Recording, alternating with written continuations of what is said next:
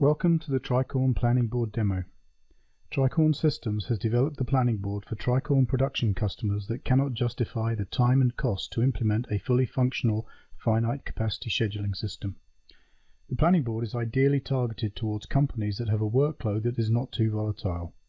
That is, they have enough orders to plan their schedule for a week or more without too many last-minute changes. In order for the planning board to be effective, it is essential that realistic times are held in the production system against each operation. Without this, the planning board will not know how long each op should last. It is also important to acknowledge that the planning board is just that, a plan. It takes no feeds from live shop floor data. Some changes to the Tricorn production system have been made in order to facilitate the planning board requirements. I shall run through these first before demonstrating the planning board. Let's start the demo.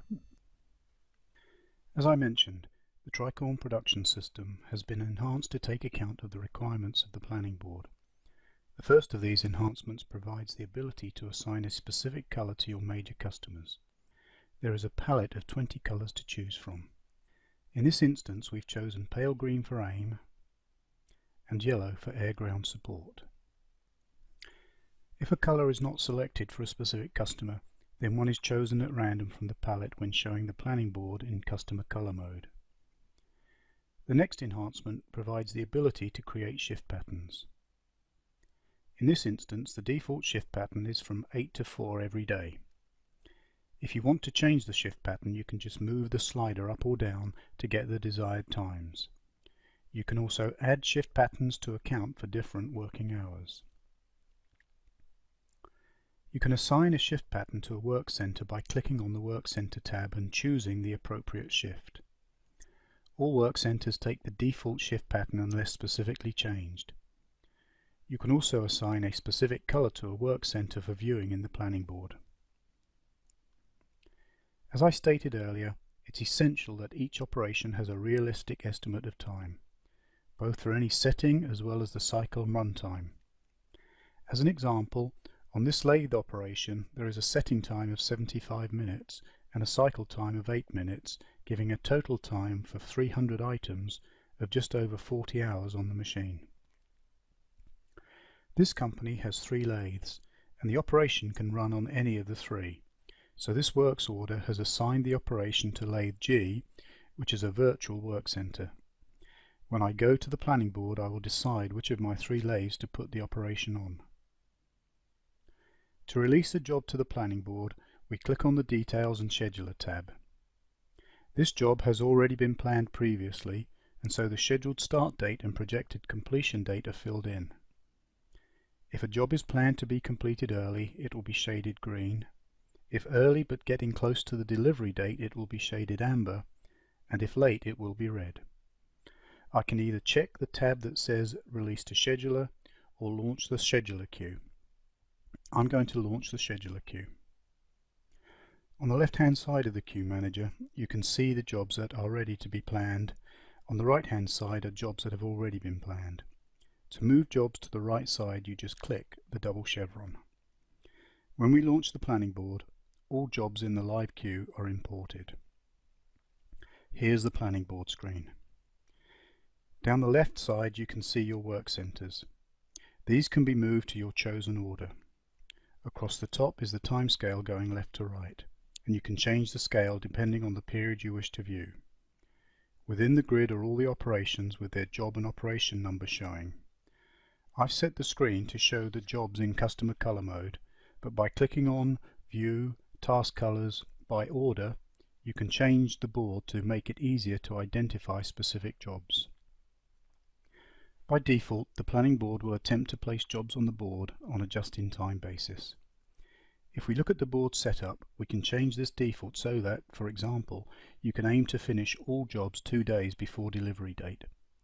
This can be easily changed by using the up-down arrows.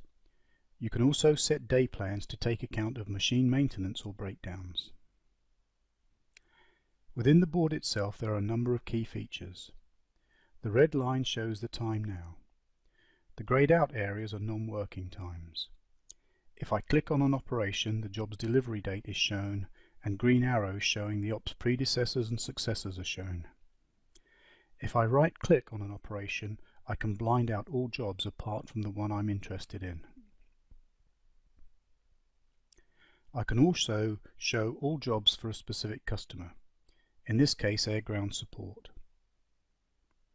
Clicking on Blind In brings back all the jobs. There are other viewing features on the planning board. If I click on an operation and hit Ctrl-I, a panel appears showing all the information about the operation.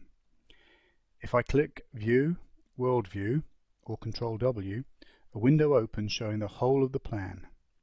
The red box indicates the view at the top of the screen, and I can navigate to a specific period by moving the red box. As well as the operation information, you can also view new orders, all orders, and late operations. You will also note that operations that have been moved or saved have square corners, whereas unplanned operations have round corners. As I mentioned earlier, I've assigned a number of operations to a virtual work center, lathe G. Now I'm going to move these ops onto a specific lathe. When I put the cursor over an op, you can see that it shows just left and right arrows, meaning I can only move the op backwards or forwards and not onto a different machine. In order to move to a different machine, I need to hold down the Control key and then the up, down, left, right arrows appear. I'm going to move Works Order 675 Op20 to my Huss machine, Works Order 680 Op20 to my Eagle, and Works Order 681 Op20 to the Star lathe. I'm now going to bring some more jobs onto the planning board, but first I'm going to save the changes I've made. Right, I'm going to move these two jobs onto the live queue and reread in the planning board. If I now open the New Orders tab, we can see the two new jobs, 677 and 682. These will have been planned automatically to end 2 days before their delivery date. I can now move these to start when I want them to by dragging them onto the board and letting go, like this. If a job is going to be late, the operations are identified instantly by a red box drawn around the ops, like this. If I now move them to make them finish on time again, the red box disappears and they're removed from the Late Ops tab. It is also possible to move multiple operations at the same time. Draw a box around the ops you want to move, like this, and then you can move them backwards or forwards or onto another machine. If an operation is in WIP and time has been recorded against it, you can see a progress bar by clicking on View, Show Progress. A green bar under the operation indicates how far through the op you are. When you're happy with the plan, you can save it back to the Tricorn production system. Click File, Save. If you wish, you can now print out a copy of the plan with selected periods, like this.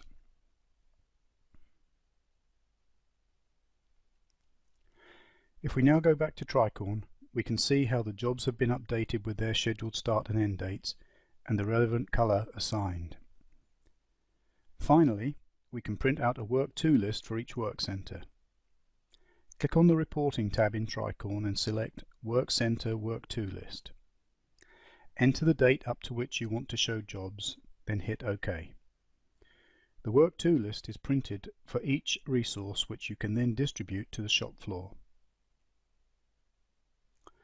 That concludes the overview demo of the planning board. If you have any questions about the product or pricing, please get in touch. And thank you for watching.